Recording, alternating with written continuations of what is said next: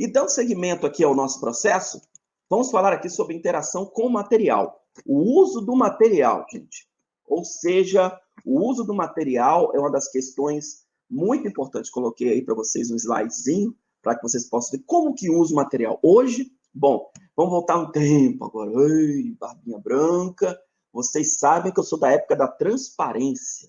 Para os meninos que não sabem o que é isso, a transparência é um negocinho de plástico que a gente colocava assim num aparelho grandão, assim, que jogava uma luzinha, e ali você jogava para a tela. Eu sou da época que apresentava com transparência. E qual que era o ruim da transparência? Então, o que era ruim da transparência? A transparência, gente, ela não dava para mudar. Você mandava fazer numa gráfica, né, num processo aí, você levava para fazer a sua apresentação na faculdade. Eu sou dessa época, viu? Da transparência. E aí o que ocorre? Depois chegou o tal do slide. O slide, gente, foi uma mão na roda, hein? Nossa, slide foi bom demais. Por quê? O slide, você faz ele rapidinho, você senta no computador e faz, ok? Logicamente, tem todo um processo. O slide que eu estou apresentando aqui para vocês está tendo as técnicas que eu vou mencionar agora para vocês. Só que a gente tem que aprender a lidar também com essa ferramenta. Apesar dela ser fácil, a gente tem que aprender a lidar com ela. Então, vamos aqui algumas dicas para poder lidar com o material, não só o slide, mas aquilo que você for apresentar. Primeira coisa, tire sons do slide. Por quê? Porque tem muita gente que coloca aquela passagem de som quando muda de um slide para o outro. Vocês já viram isso? Então, aí fica um sonzinho. Às vezes faz um sininho, assim, uma coisa assim, bem, né? Um sininho durante a apresentação. Então, tira esses sons, eles não são legais, eles chamam a atenção, eles tiram a atenção daquilo que você está apresentando.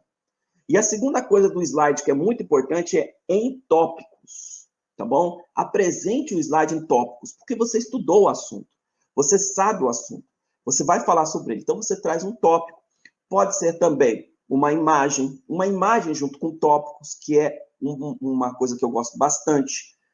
Gráficos, para quem for apresentar aí questão de dados estatísticos, pode ser interessante também, ok? Então, é importante que vocês trabalhem muito com tópicos, não enchem um slide muito de texto.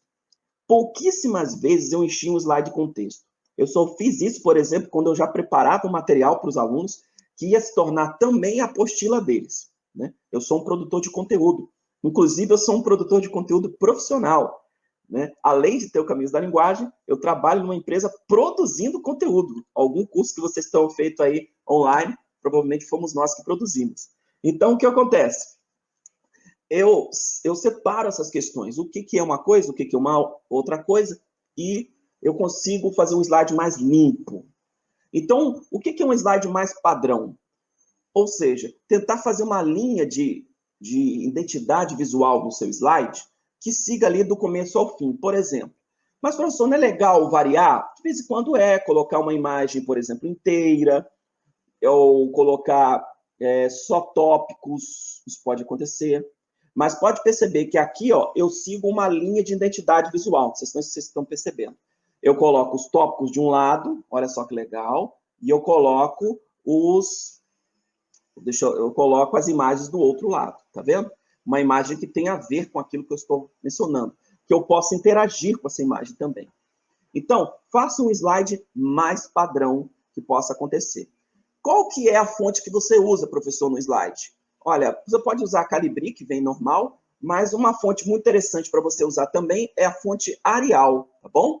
A fonte Arial ajuda bastante para você apresentar um bom slide, para você apresentar um slide legal, ok? Eu não uso efeitos de transição, porque eu tento tirar tudo que chama atenção demais, ou melhor, tudo que tira a atenção daquilo que eu estou falando. Você pode perceber que vocês estão vendo aqui a aula que eu produzi para vocês, entendeu? É uma aula para vocês, e vocês podem perceber que o slide aqui não tem transição. Quando eu faço uma transição é apenas uma mudança no processo. Às vezes eu faço apenas uma mudança. Então, eu recomendo, se for pôr uma transição muito simples, que só vire, por exemplo, uma página, uma coisa muito simples, tá bom? Que não seja uma transição muito chamativa. porque aí acaba virando uma outra coisa. Eu tô falando, é igual a roupa, sabe? Quando a gente exagera demais, pode ser que vire carnaval.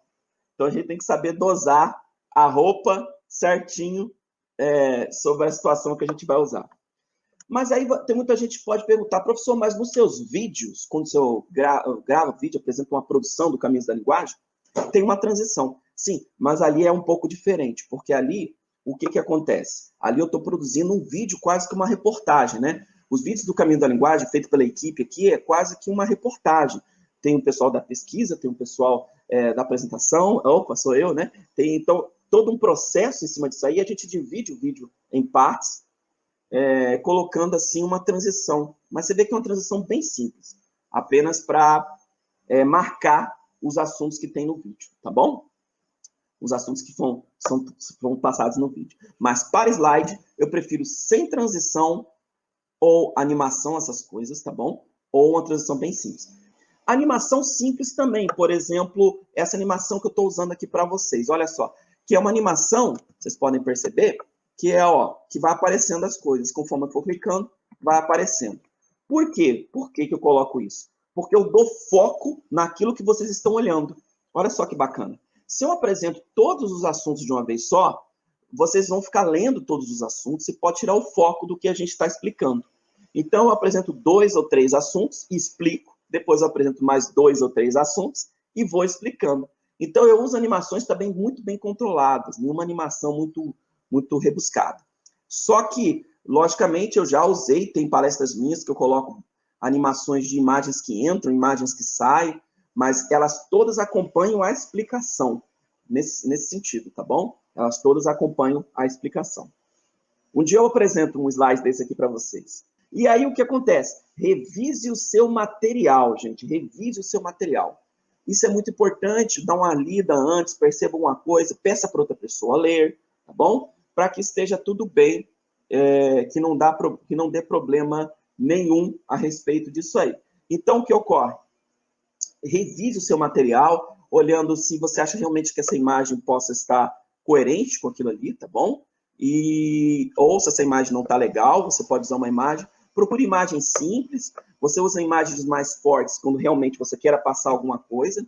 Vocês viram que o começo do slide aqui, quem for ver a aula gravada depois, vai perceber que o começo do slide, ele tem uma imagem só, porque é o começo, né? Eu quero marcar aquilo ali, o assunto que vai ser falado. E aí depois eu venho com o padrão que vocês estão vendo aqui para apresentar a aula para vocês, tá bom? Se você gostou desse vídeo, dá uma curtida. Se é novo por aqui, se inscreva, porque vai ter mais vídeos como esse.